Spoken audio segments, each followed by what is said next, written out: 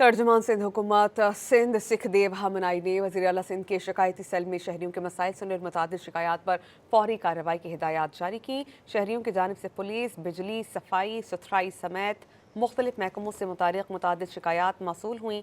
तर्जुमान सिंध हुकूमत सिख देव हमनाई ने अवामी शिकायत खुद सुनी और मुतालिका हुकाम को फौरी कार्रवाई की हिदायत जारी की। सिख देव हमनाई का कहना था कि अवामी मसाइल के हल में ताख़ीर हरगिज़ बर्दाश्त नहीं की जाएगी।